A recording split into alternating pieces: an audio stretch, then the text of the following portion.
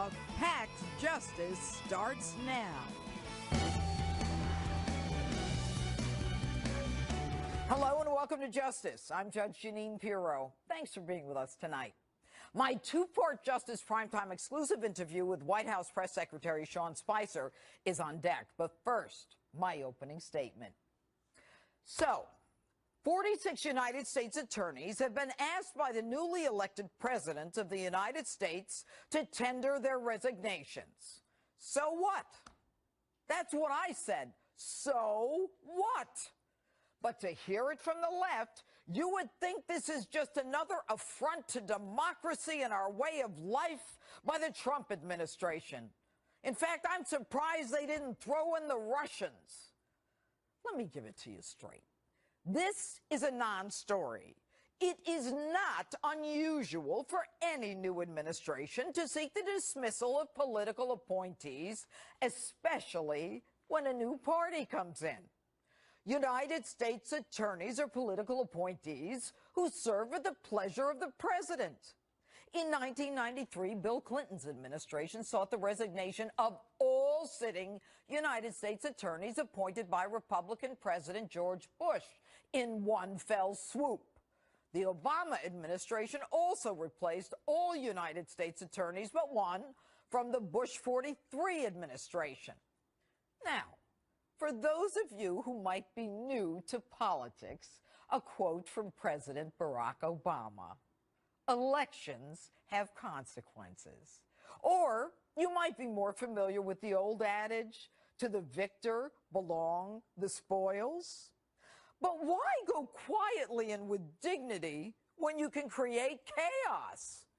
The United States Attorney from New York's Southern District, without a doubt the premier district in the nation, digs in his heels and refuses to resign, absurdly claiming he won't resign and insisting the president fire him.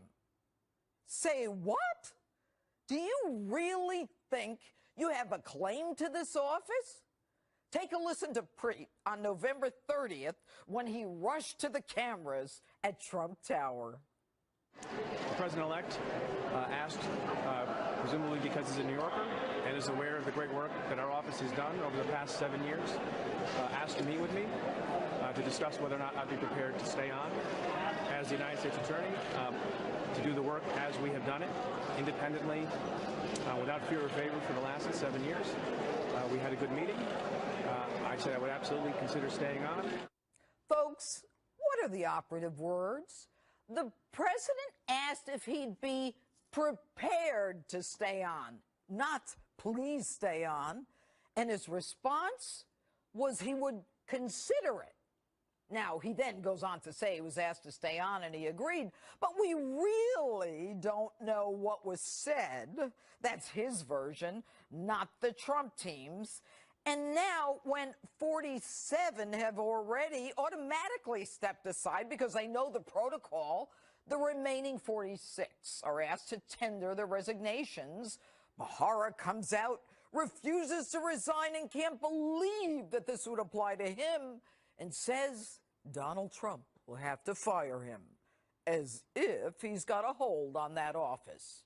And Preet, men bigger than you, gentlemen, have left when new administrations came in. Giants like Whitney Seymour, Robert Fisk, Rudy Giuliani, James Comey, David Kelly. So since this happens all the time, what's the fuss? All day today, the Trump haters have claimed any change interrupts ongoing investigations and prosecutions and ultimately jeopardizes Lady Justice, that especially in offices where public corruption cases are being tried, justice is at stake. As if only one man carries a whole office. Cut it out. Do you really think that this is the first time in the history of this country that a prosecutor, federal, state, local, town, village, hamlet, has been replaced by another one? What the hell do we do when they die? Just give up? Here's my question. No one but Preet Bharara used the word fire. All were asked for resignations. Who knows? Maybe some would have been asked to stay on. And just moments before we came on air, I found out 2 were, even though they tendered their resignations. But because Preet has such a huge ego, because he thinks he's so all-important that he couldn't believe such a request could possibly apply to him, he ramped it up and dared the President of the United States to fire him. So what do you think happened? Lady Justice is winking under her bandages. And Donald Trump did what only Donald Trump can do so well. He said, "You're fired."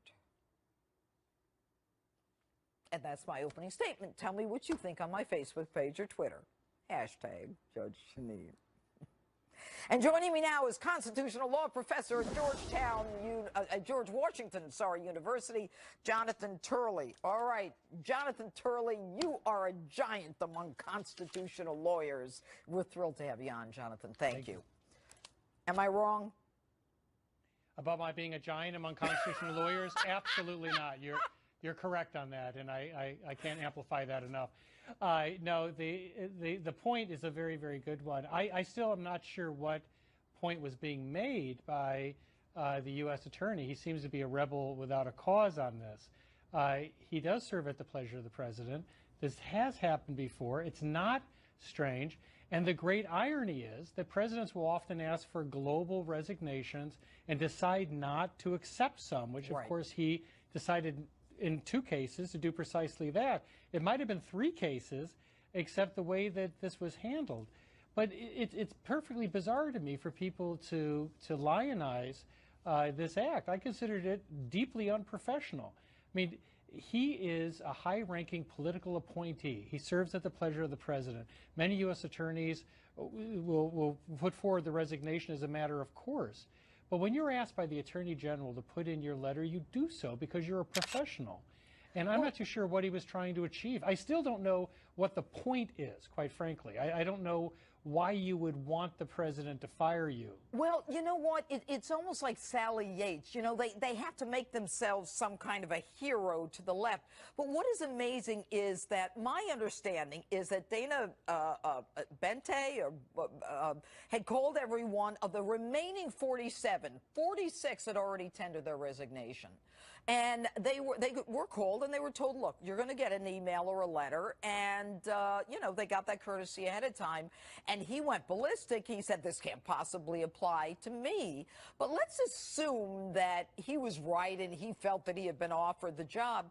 At any point in time, he can be asked for his resignation. So what makes him think he's entitled to that job? I mean, it's juvenile. It is juvenile, and that's what I find just mystifying, is that I don't know what he was trying to suggest when he said, you're going to have to fire me. It's like a guest that won't leave after dinner. You know, this isn't your table. I mean, you don't have the right to stay. But particularly as an attorney, it's not that your client is the President of the United States. He's not. It's not that you are dependent upon him. You're not. You're only dependent upon him in one sense, and that is he controls your office. He's the head of the executive branch. And so if someone comes to you as the President of the United States and says, I need all of your resignations, the answer is yes. And there's no variation on that. I don't understand why people are lionizing him for this. I considered this a rather silly and theatrical move.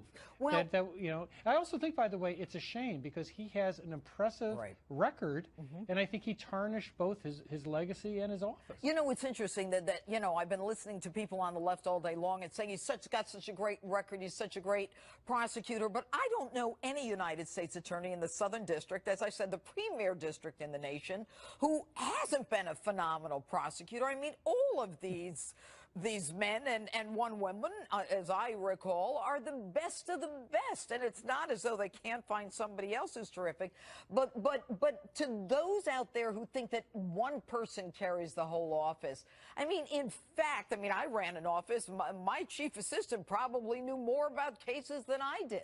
I mean, you know, you run the office, but, you know, in terms of the facts, there are a lot of other people below you who know a lot more than you do. But I think that's right. I mean, when you're the U.S. attorney in Manhattan, you represent a premier office with people that work very hard, and that comes with a certain responsibility. You don't demean that office with these types of, frankly, juvenile acts. You know, you're a professional. You're the United States attorney. You serve at the pleasure of the president. And if the president wants all of the resignations of every U.S. attorney, you send it in. You don't have this sort of peevish, you know, taunt. And so in the end, I think this is a sad way for him to end a very impressive career as U.S. attorney. Yes, very true. Jonathan Turley, certainly a giant. Thanks for being with us.